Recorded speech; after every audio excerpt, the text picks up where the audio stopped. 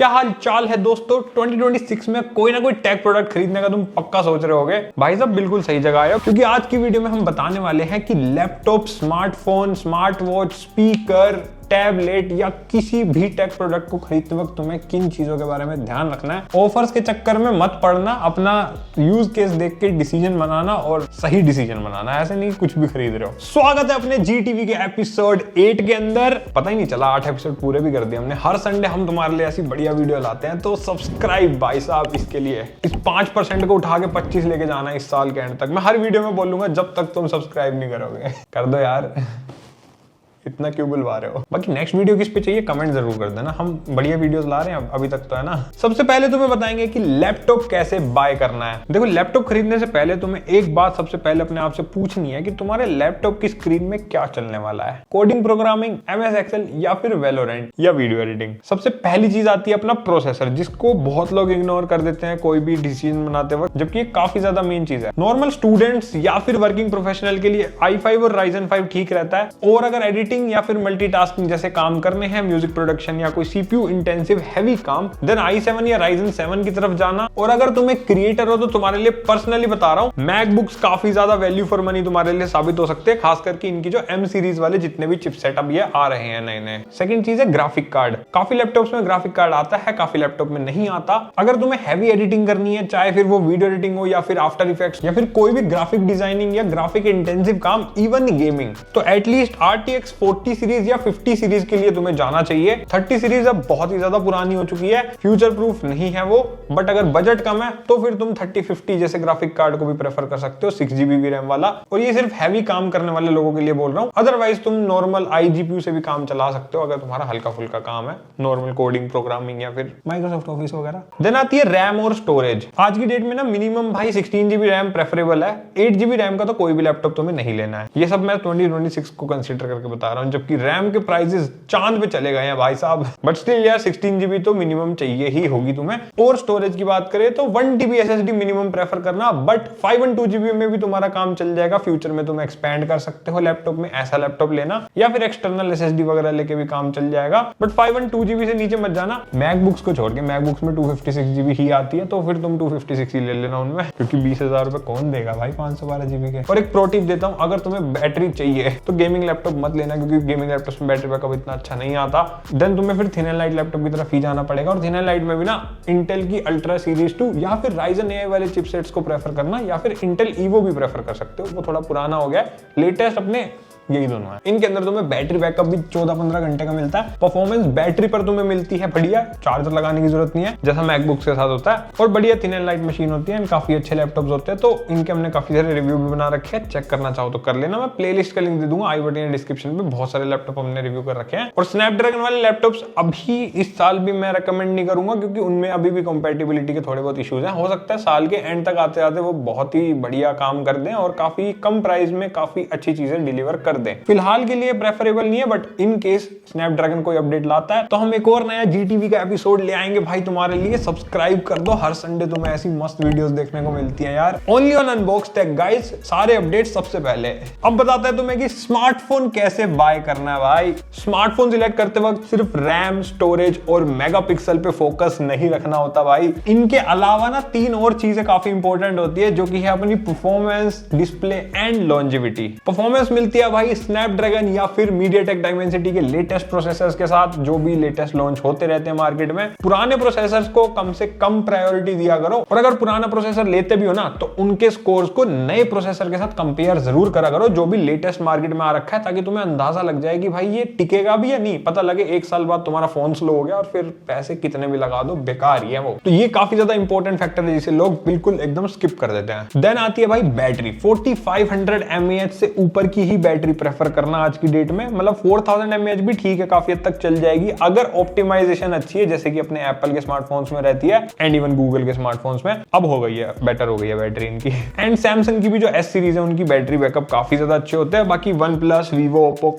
के तो भाई 5-5 हजार mAh के फोन है, तो उनमें तो कोई दिक्कत बैटरी में कभी लोगों को आती भी नहीं है जल्दी से। तो जितनी ज्यादा अच्छी बैटरी उतनी ज्यादा बढ़िया तुम्हें दिन में बैकअप मिलेगा पूरा एकदम बढ़िया। एंड फास्ट चार्जिंग भी देख के चलना, क्योंकि वो तो आजकल मस्ट हो गया है। इवन सस्ते फोन में भी ना काफी लोग ना दिखते नहीं है, 10 वोट का चार्जर आ जाता है, फिर वो भाई घंटे लगा देता है चार्ज करने में। तो 20 वोट्स की तो मिनिमम चार्जिंग लेना ही लेना, चाहे तुम कितना ही सस्ता फोन खरीदो। ये तो स्टैंडर्ड है भाई 2026 के अंदर। एंड अगर डिस्प्ले की बात करें तो 120 हर्ट्ज वाला एक एमोलेड पैनल भाई अब एक रिक्वायरमेंट बन चुका है, लग्जरी नहीं रहा वो 2 साल पहले लग्जरी था, फ्लैगशिप में आता था, बट अब तो रिक्वायरमेंट है, क्योंकि एप्पल ने भी देखो अब अपना आईफोन 17 में दे ही दिया ना आखिरकार, तो ये तो होना ही चाहिए। और काफी सारे सस्ते स्मार्टफोन में भी अब ये चीजें हमें मिल जाती है, 15 to 20,000 के अंदर जो आते हैं, तो हो सके तो प्रेफर यही करना, मजा आएगा भाई चलाने में तुम्हें फोन। फिर देन अपना थर्ड पॉइंट जो कि है लॉन्जिविटी, वही स्मार्टफोन प्रेफर करना भाई जिसके अंदर तुम्हें एटलीस्ट 4 to 5 ईयर्स तक के अपडेट मिल जाए। मुझे पता काफी सारे कम बजट वाले स्मार्टफोन्स में ये चीज नहीं मिलती है, बट स्टिल भाई अगर बजट बढ़ा सकते हो या कोशिश कर सकते हो ऐसा स्मार्टफोन लेने की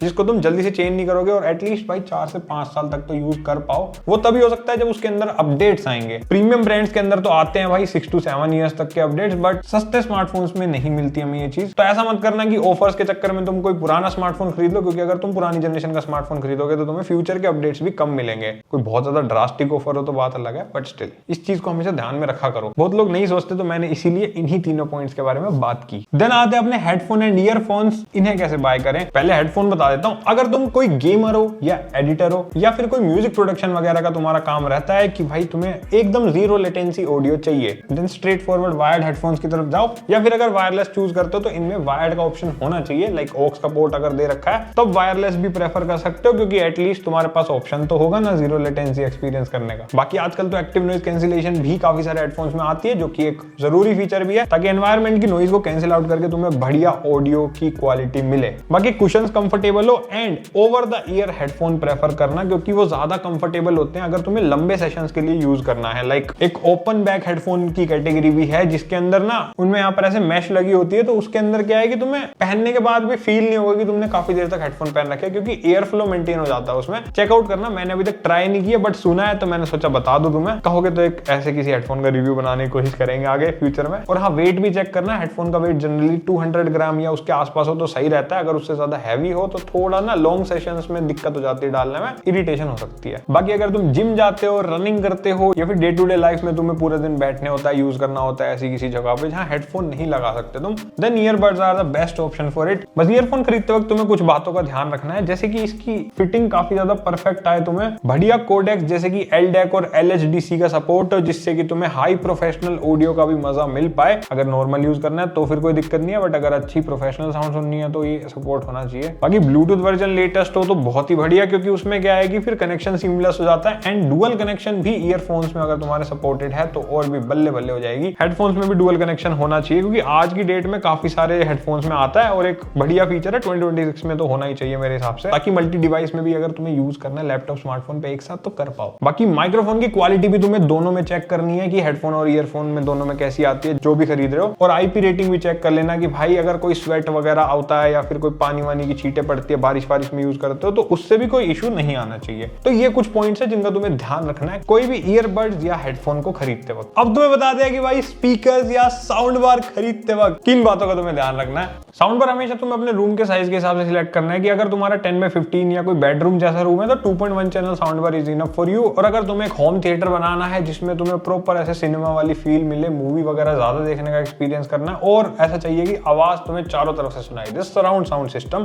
then 5.1 channel is the one for you, उसे प्रेफर करना। एंड डॉल्बी एटमॉस हो तो और भी बढ़िया सिनेमैटिक एक्सपीरियंस हो जाता है, बट अगर म्यूजिक सुनना ज्यादा प्रेफर है तो डॉल्बी एटमॉस नहीं भी होगा तो भी काम तुम्हारा बढ़िया चलेगा, क्योंकि वो ज्यादा सिनेमैटिक एक्सपीरियंस देने के लिए होता है। म्यूजिक में इतना ज्यादा फर्क नहीं लगता, बट हाँ कुछ चीजें हैं जैसे वोकल्स वगैरह एनहांस हो जाते हैं, तो थोड़ा प्रीमियम फीचर है, लेना चाहो तो बढ़िया रहता है। और हाँ, डॉल्बी एटमॉस वाले जो साउंड बार है उनमें HDMI EARC का भी सपोर्ट होना चाहिए, ये भी ध्यान रखना, क्योंकि उसी के थ्रू वो काम करता है। बाकी तुम्हारे टीवी में भी उस HDMI EARC होना चाहिए और साउंड बार में भी होना चाहिए, जब भी भाई सब मेल मिलेगा और एक तगड़ी साउंड आउटपुट का तुम्हें मजा मिलेगा। ये चीज मैं साउंड बार के लिए बता रहा हूँ। बाकी अगर सबवूफर लेते हो तो उसका ड्राइवर साइज जरूर चेक करना, जितना बड़ा ड्राइवर होगा उतनी ज्यादा बेस वो निकाल के तुम्हें देगा, एंड आउटपुट भी ऑब्वियसली जितना ज्यादा होगा उतना अच्छा आउटपुट तुम्हें मिलेगा। बाकी अगर तुम्हें डिटेल में जानना है ना कि साउंड बार कैसे खरीदते हैं, किन चीजों का ध्यान रखना है, तो हमने इसके ऊपर एक डेडिकेटेड वीडियो बना रखी है, उसे चेकआउट कर लेना, बहुत ही बढ़िया वीडियो है, पूरा समझ में आ जाएगा तुम्हें। बाकी अगर कोई स्पीकर खरीदना पोर्टेबल ब्लूटूथ वाला तो IP रेटिंग जरूर चेक करना, डुअल डिवाइस कनेक्शन का सपोर्ट है या फिर नहीं ये भी देख लेना, और अगर आउटपुट अच्छा हो लाइक 20 वोट से ऊपर का हो तो बढ़िया रहता है, क्योंकि उसी में तुम्हें बढ़िया बेस मिलेगी, लाउडनेस बढ़िया मिलेगी और मजा आएगा बजाने में। और वेट भी इसका 500 ग्राम के आसपास हो तो सही रहता है पोर्टेबल स्पीकर का, क्योंकि कैरी वेरी करने में फिर आसान हो जाता है, पोर्टेबिलिटी अच्छी हो जाती है। बाकी मेन तो साउंड एक्सपीरियंस ही है, वो तुम यूट्यूब रिव्यूज वगैरह देख करके पता कर सकते हो कि किसका कैसा है। अभी हमने रिसेंटली टॉप 5 ब्लूटूथ स्पीकर्स की वीडियो डाली थी, तो उसमें बढ़िया स्पीकर बताए थे 1000 से लेकर 10,000 तक। चेक करना उसकी वीडियो, मजा आएगा भाई सब देख के। सब्सक्राइब भी मारो, क्योंकि हम ऐसी बढ़िया वीडियोस तुम्हारे लिए लाते रहते हैं, है ना,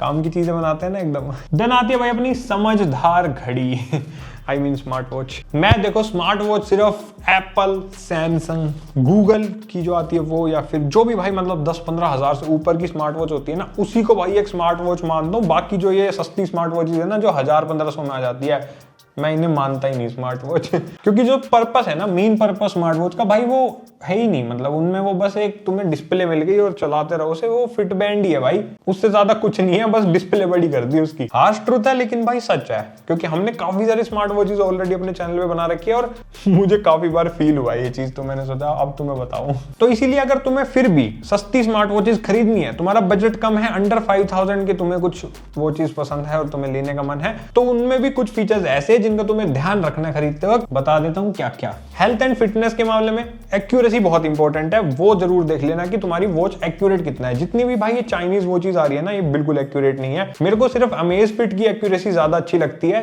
मैंने जो अपना पर्सनल एक्सपीरियंस से अभी तक टेस्ट किया है। इसके अलावा जितनी भी घड़ी है ना, सबकी भाई किसी की अच्छी है किसी की बेकार है, तो कुछ कह नहीं सकते। तो जो भी वॉच खरीदो उसकी एक्यूरेसी जरूर देखना। वर्कआउट मोड्स देखना, उसमें अलग अलग वर्कआउट मोड्स होने चाहिए अपने यूज के हिसाब से, जो तुम्हें मेनली वर्कआउट करना है। बाकी बैटरी एंड चार्जिंग का जरूर ध्यान रखना। काफी सारी वॉचेस ऐसी होती है जिनके अंदर चार्जिंग बहुत ही ज्यादा स्लो होती है, लाइक लिटरली तुम्हें पूरी रात चार्ज करना पड़ता है। तो फास्ट चार्जिंग हो, ये एक अच्छा पॉइंट है। और बैटरी एटलीस्ट भाई 2 से 3 दिन तक चल जाए। इन वॉचेस की नहीं चलती, इनकी एक दिन ही चलती है, क्योंकि इनकी थोड़ी बैटरी कंजम्पशन ज्यादा होता है, काफी सारे फीचर्स होते हैं, बहुत सारी चीजें। बट जो सस्ती स्मार्ट वॉचेस है ना, वो 2-3 दिन तक बढ़िया चल जाती है। तो कोई ऐसी ही स्मार्ट वॉच लेना कि इतना तो चले कम से कम। बाकी डिस्प्ले एंड बिल्ड क्वालिटी भी मेन है। डिस्प्ले में तो मतलब ओलेड या एमोलेड टाइप की ही डिस्प्ले ले लेना। आराम से तुम्हें 3 से 4000 में काफी घड़ियां मिल जाएंगी जिनमें ओलेड डिस्प्ले होती है। तो एटलीस्ट ओलेड की तरफ जाओ जिसमें ऑलवेज ऑन डिस्प्ले भी हो, वो प्रीमियम भी लगती है और बढ़िया लगेगी तुम्हें। और अगर 60 हर्ट्ज सपोर्ट करती है डिस्प्ले तो और भी अच्छा, काफी स्मूथ लगेगा फिर तुम्हें उसका यूआई। होगा तो चाइनीज यूआई, लेकिन चलाने में स्मूथ लगेगा। और आउटडोर की ब्राइटनेस जरूर ध्यान रखना, अच्छी खासी होनी चाहिए, क्योंकि आउटडोर में फिर कुछ दिखेगा नहीं तो मजा नहीं आएगा। स्ट्रैप भी अच्छा हो, कंफर्टेबल हो, और IP68 वाटर रेजिस्टेंट तो होनी ही चाहिए, ताकि अगर तुम बारिश वारिश में यूज करो या फिर हाथ वाथ धोते वक्त यूज करो तो कोई दिक्कत ना हो एटलीस्ट। बाकी ऐप सपोर्ट वगैरह बढ़िया होना चाहिए। देखो फायरबोल्ट वगैरह की वो चीज में तो थर्ड पार्टी एप्स यूज होती है, तो वो तो मैं इतना प्रेफर नहीं करूंगा। बट हाँ, नॉइज की एप्लीकेशन मुझे थोड़ी ठीक लगती है कि चलो एटलीस्ट हर नॉइज की घड़ी में एक एप्लीकेशन फिक्स तो कर रखी है उन्होंने। सिमिलरली भाई अगर एप्पल की तरफ जाते तो फिर एप्पल वॉच की ऐप है वो बढ़िया है काफी ज्यादा। सैमसंग की भी अपनी वियरेबल वाली जो ऐप है वो काफी अच्छी है। तो वही है कि अच्छे ब्रांड्स की तरफ जाओगे तो थोड़ा बेटर रहता है वो चीज, क्योंकि फिर उनका यूआई, वॉच फेस और बहुत सारी सेटिंग्स है जो तुम्हें मिल जाती है अच्छी अच्छी सी। अपडेट भी रेगुलर हो जाते हैं ना। फिर अब बताते हैं भाई तुम्हें कि टैबलेट्स को कैसे खरीदना चाहिए। देखो टैबलेट लेते वक्त ना सबसे पहला क्वेश्चन दिमाग में ये आता है कि यार क्या हम एक लैपटॉप ले लें या फिर एक टैबलेट ही लेना चाहिए। ये बहुत ही कॉमन सवाल है जो मुझे कमेंट सेक्शन में आता रहता है। इसके ऊपर इसलिए मैंने एक डेडिकेटेड वीडियो ऑलरेडी बना रखी है, तुम उस वीडियो को देखना, तुम्हें सारे डाउट्स क्लियर हो जाएंगे और एंड तक आते हैं तो तुम्हें पता भी चल जाएगा कि भाई लैपटॉप लेना है या टैबलेट। पर अब चलो तुमने मन बना ही लिया है कि टैबलेट ही लेना है, तो बता देता हूँ कि किन चीजों का ध्यान रखना है। सबसे पहले अपना यूज केस डिसाइड करो कि टैबलेट लेने के बाद तुम उसमें करोगे क्या, और कमेंट में भी मुझे बताना कि तुम करते क्या हो टैबलेट यूज करके। मतलब काफी लोग हैं ना जो खरीद के बैठे ऑलरेडी। अगर तुम एक स्टूडेंट हो तो तुम्हारे टैबलेट के अंदर भाई ऐसे स्टाइलस का सपोर्ट होना चाहिए जिसमें तुम नोट्स वगैरह बढ़िया बना सको, एंड स्टडी पर्पस के हिसाब से तुम्हारी एप्लीकेशंस वगैरह उसमें सारी चल जाएं। ये चीज का एक बार ध्यान रखना। अगर आर्टिस्ट या डिजाइनर हो तो अगेन स्टाइलस का सपोर्ट होना चाहिए जिसमें palm rejection, tilt sensitivity and pressure sensitivity का भी सपोर्ट हो। एप्पल पेंसिल में ये चीज आती है। एंड जितने भी प्रीमियम टैबलेट्स है लाइक OnePlus के हो गए, लेनोवो के हो गए या फिर अपना सैमसंग के टैबलेट्स, इन सब में ये चीजें तुम्हें मिल जाएंगी। बेस्ट एक्सपीरियंस के लिए मैं रेकमेंड करूंगा कि 10 to 11 इंचेस के टैबलेट इनफ होते हैं। बट अगर तुम्हें एक बड़ी डिस्प्ले का काम है देन तुम 13 इंचेस तक के टैबलेट की तरफ भी जा सकते हो। काफी सारे आते हैं मार्केट में, हमने बहुत सारे रिव्यू भी बना रखे हैं, तुम चेकआउट करना चाहो तो कर सकते हो, प्लेलिस्ट का लिंक दे दूंगा। मुझे थोड़ा सा 13 इंच ना ज्यादा ही बड़ा लगता है तो मैं कम प्रेफर करता हूं इसलिए। बाकी स्टोरेज 128 GB मिनिमम प्रेफर करना, उससे नीचे मत जाना। काफी लोग 10th जनरेशन iPad को प्रेफर कर लेते हैं 64 GB, भाई वो कम पड़ेगी तुम्हें, मैं बता रहा हूँ। iPad की एप्लीकेशन काफी बड़ी बड़ी बड़ी हैं तो मजा नहीं आता। बाकी अपना इकोसिस्टम जरूर डिसाइड कर लेना कि अगर एंड्रॉइड लेते हो तो तुम्हें एंड्रॉइड का इकोसिस्टम मिलने वाला है, और अगर एप्पल के इकोसिस्टम में ऑलरेडी हो, लाइक तुम एक मैकबुक या आईफोन ऑन करते हो, देन आईपैड तुम्हारे लिए एक बेटर चॉइस बन सकती है, क्योंकि एक अच्छा इकोसिस्टम बन जाता है। वर्क एक्सपीरियंस जो ओवरऑल तुम करते हो ना, प्रोडक्टिविटी वो अच्छी हो जाती है। अब तुम्हें बता दिया कि टीवी को कैसे खरीदना है। टीवी के अंदर भाई रैम एंड रोम काफी ज्यादा जरूरी है, क्योंकि प्रोसेसर तो ऑलमोस्ट सब में सेम आता है, तो उसमें क्या ही देखोगे। मेरे हिसाब से ना मिनिमम भाई तुम्हें 2GB रैम और 16GB की स्टोरेज वाला टीवी ही प्रेफर करना चाहिए। आई नो सस्ते टीवीज में 1GB रैम 8GB की स्टोरेज आती है, पर वो कम फील होगी। मैं बता रहा हूँ ना, कोई भी ज्यादा हैवी बड़ी एप्लीकेशन चलाने में दिक्कत होगी, एंड फ्यूचर प्रूफ भी वो नहीं हो पाएगा। थोड़ा बजट पुश करना पड़े तो कर लेना। बाकी अगर 32 इंचेस का टीवी लेते हो तो मिनिमम 1080p 60 हर्ट्ज का टीवी लेना, या फिर अगर तुम 32 इंचेस ज्यादा की तरफ जा रहे हो, 43 इंचेस या उससे ऊपर का टीवी लेना है तो 4K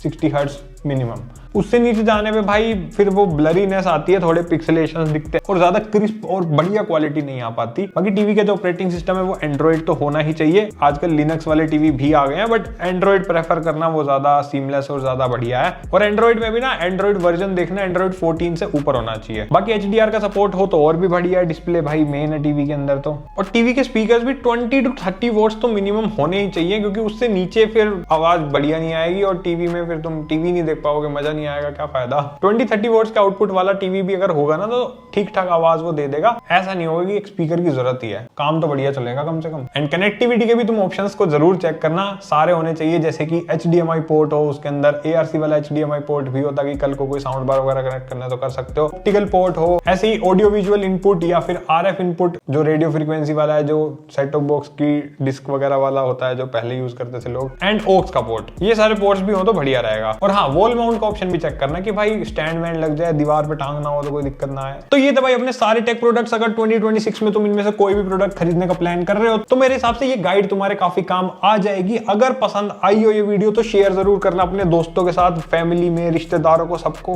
ताकि उन्हें कोई भी टेक प्रोडक्ट खरीदने में हेल्प हो पाए। मेन मोटिव यही था कि भाई ऑफर्स वगैरह की लालच में आके ना गलत प्रोडक्ट मत खरीद लेना। हर प्रोडक्ट की ना मिनिमम ये चीजें जरूर देखना, तभी तुम एक अपना डिसीजन बढ़िया वाला बना पाओगे। बाकी हर प्रोडक्ट के रिव्यूज ऑलमोस्ट यूट्यूब पे आजकल मिल जाते हैं। हमने भी काफी चीजों के रिव्यू कर रखे हैं, तो सब्सक्राइब कर दो चैनल को, ताकि तुम्हें ऐसी मस्त कमाल वीडियोस हर संडे मिलती रहे। बाकी हम बढ़िया वीडियोस और भी लाते रहते हैं चैनल पे यार। और हमारी प्लेलिस्ट देखना, काफी सारी कैटेगरीज के प्रोडक्ट तो हमने ऑलरेडी रिव्यू कर भी रखे हैं। बाकी इस सीरीज को सपोर्ट करो लाइक करके। बाकी अपनी रिकमेंडेशन के हिसाब से मैंने कुछ प्रोडक्ट्स डिस्क्रिप्शन में डाल रखे हैं, तो तुम उनको भी चेकआउट कर लेना। खरीदना चाहो तो खरीद सकते हो। अब मिलेंगे अगली वीडियो में, तब तक के लिए बाय बाय।